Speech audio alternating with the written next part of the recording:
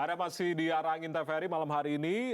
Di segmen terakhir kita akan membahas bagaimana kemudian upaya kita untuk menyelamatkan masa depan anak Indonesia dari paparan judi online. Saya langsung ke Pak Ihsan lagi. Pak Ihsan, di tengah masifnya penyebaran dari judi online kepada anak-anak, apa yang kemudian pemerintah pesankan kepada orang tua khususnya terkait dengan membangun kesadaran tadi agar lebih waspada dan juga aktif dalam mendampingi anak-anak mereka?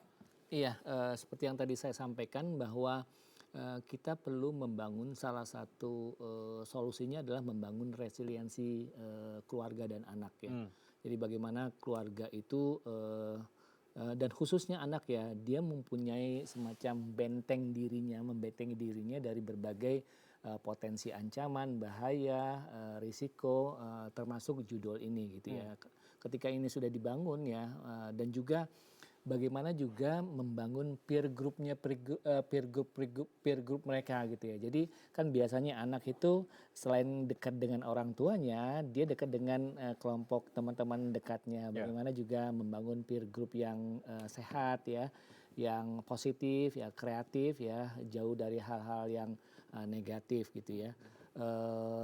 Kemudian juga memahami orang tua juga jangan sungkan-sungkan untuk memahami fitur-fitur pengawasan digital seperti parental control yang sudah banyak ada di setup di platform-platform digital gitu ya. Jadi ya memang menjadi tugas bukan tugas tambahan ya, tapi tugas utama orang tua gitu ya. Ketika ada PP Tunas ini bukan berarti tugas orang tua ini lepas tangan gitu, hanya mengandalkan PP Tunas, tapi justru disinilah peran orang tua yang lebih giat lagi, aktif lagi untuk mendampingi, kemudian membangun komunikasi yang terbuka dengan anaknya gitu ya, yang selama ini mungkin terpisah hanya gara-gara gadget. Kadang kita sudah melindungi anak-anak, tapi ternyata anak-anak juga kecolongan menggunakan handphone kita begitu sebagai orang tua. Itu yang kemudian harus juga diperhatikan ya, Pak Ihsan ya. Iya. Oke, Bu Ai menambahkan?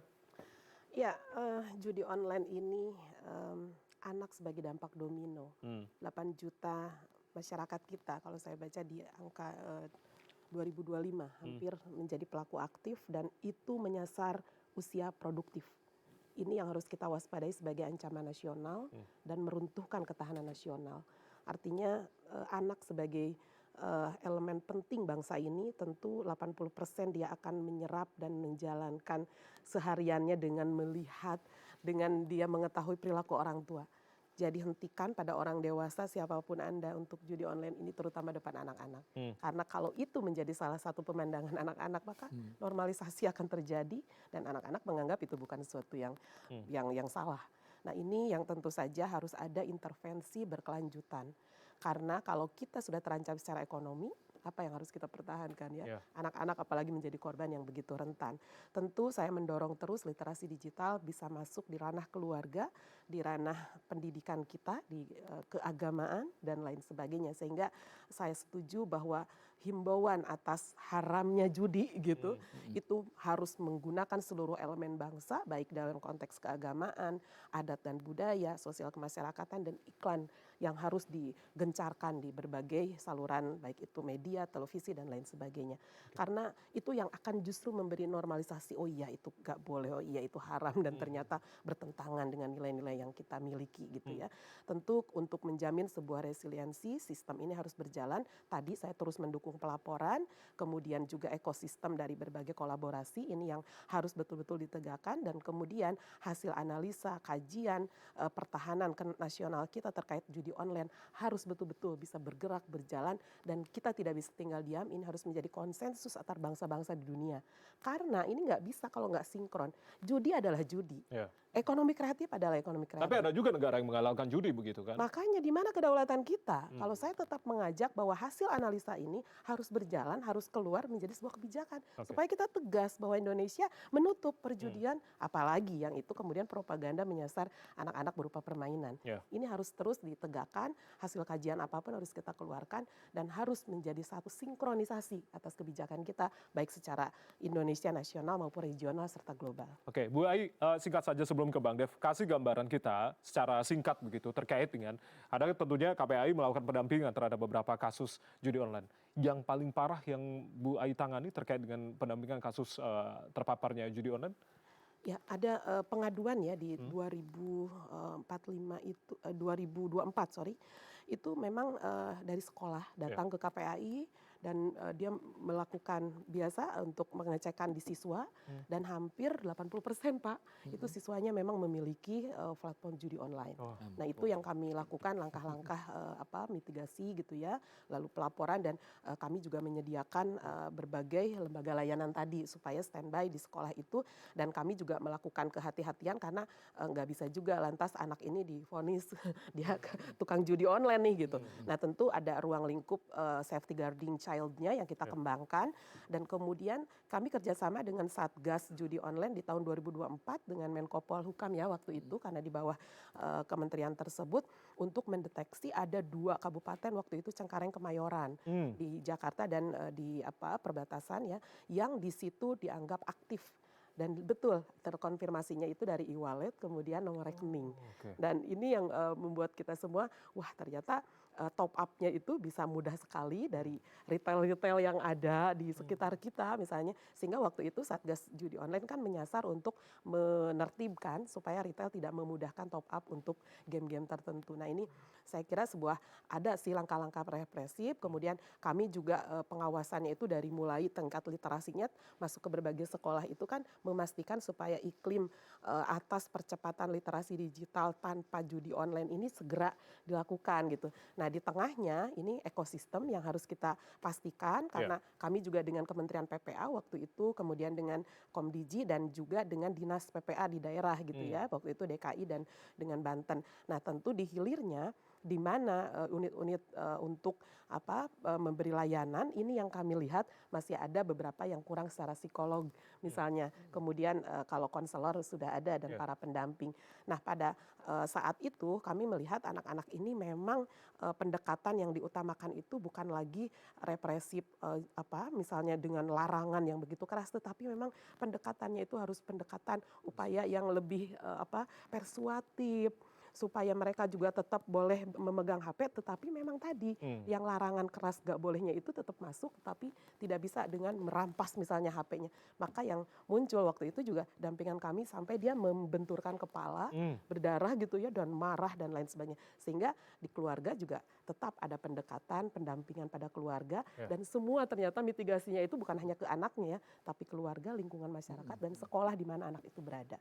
Jadi ada situasi yang menurut kami best practices dan bekerjanya sistem ini, tetapi memang ada ruang-ruang yang masih harus disempurnakan.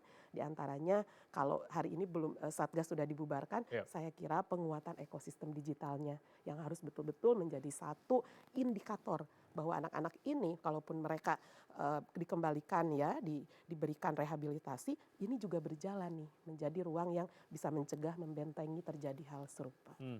Itu yang kemudian digambarkan oleh Bu Ai sebagai KPAI, Bang Dev. Artinya selain penguatan ekosistem digital, apa yang kemudian harus paling mendesak dilakukan oleh negara dalam hal ini, eksekutif, legislatif, dan semua pihak begitu untuk menangani agar tidak terjadi lagi nih, satu sekolah 80% yang pengguna judi online begitu. Ya kalau gini, kalau dari dari sisi saya itu kan ya pembuatan legislasi, ya anggaran pastinya tapi kan anggaran itu disesuaikan dengan target pemerintah dan juga kekuatan kemampuan ekonomi bangsa. Nah, kan tapi kalau dari sisi regulasi, sisi legislasi, ya sebenarnya sudah cukup yang kita buat. Sudah ada undang-undang ITE, undang-undang PDP, perlindungan data pribadi, terus ditambah sekarang kita lagi bahas undang keamanan dan ketahanan cyber. Nah, ya ini sebenarnya khusus untuk anak-anak, apakah juga ada bagian tertentu begitu untuk cyber sendiri, Bang? Ya, itu kan bisa dibuat secara general. Tinggal nanti pengaplikasiannya, tinggal urunannya. Turunannya ya. Urunannya nanti kan bisa dalam PPK, Permen ataupun apapun itu, Perpres ya. tergantung dengan kondisinya. Sampai mana pembahasannya Bang terkait dengan RUU ini? KKS Ya. sudah diagendakan dan kita akan mulai kita bahas. Oke. Nah, terkait dengan kita sudah punya PP Tunas, artinya apakah itu juga akan mendukung implementasi dari PP Tunas yang sudah berlangsung? Pastinya. Dan memang ada pembahasan juga apakah PP Tunas perlu dinaikkan menjadi sebuah undang-undang. Tapi ini kan masih berjalan ya. Kita lihat dulu implementasinya seperti apa. Bila memang dirasa ada kendala-kendala hambatan sehingga perlu ditingkatkan menjadi undang-undang, itu pun juga nggak masalah. Oke, jika regulasi seluruh mungkin sudah banyak yang tadi dibuat oleh legislatif begitu. Artinya apa yang selama ini kurang, Bang Dev? Dari sisi penegakan hukum kah atau lebih kepada kesadaran masyarakat. Kesadaran Kalau masyarakat. menurut saya ya, Kesadaran kita semua. masyarakat. Jadi selama anak-anak ataupun juga apakah itu panutannya, apakah orang tuanya, apakah keluarganya, apakah kakaknya, mereka pun juga masih tercandu dengan permainan-permainan online ini, ya pasti selalu akan ada bibit-bibit itu yang tersebar. Agar lebih sadar begitu masyarakat atau kita semua lah setidaknya sadar bahwa persoalan judi online ini bukan hanya persoalan ekonomi semata. Artinya ini juga masa depan bangsa loh yang akan kita nanti berikan estafet begitu. Ya, jadi gini, ya pertama aturan hukumnya itu sehingga mempersempit ruang geraknya para pelaku dan baik dari sisi bandar ataupun dari sisi pemain.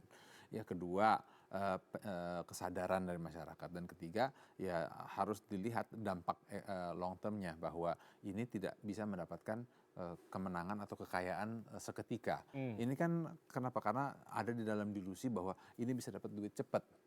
Seringkali kan sampai orang ngambil pinjaman pinjol, akhirnya terjerat hutang sana sini, sampai akhirnya terlibat kasus kriminal. Ya akibat gara-gara terjerat di sini karena ya pernah ada menang dikit kalah banyak, terus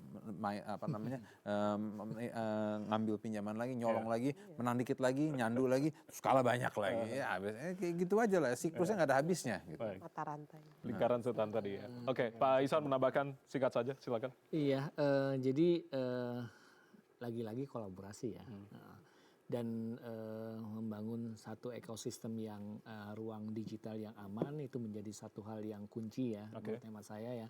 Jadi tidak hanya mengandalkan satu bagian saja, misalnya dalam hal ini regulasi gitu ya, regulasi oke ya itu, dan saya pikir PP Tunas itu sudah lengkap, sudah sangat teknik banget ya, mengatur akuntabilitas platform, tapi itu tidak cukup tanpa ada keterlibatan multi pihak lainnya gitu ya, seperti bagaimana CSO-nya, bagaimana kemudian medianya, kemudian bagaimana juga keluarganya dan masyarakatnya. Jadi ini menjadi satu saya sebutkan sebagai ekosistem ya. Jadi namanya ekosistem, ketika salah satu bagian itu tidak berperan atau tidak berfungsi, maka itu nggak akan jalan gitu ya. Jadi membangun ekosistem ini yang menjadi tantangan sih sebenarnya.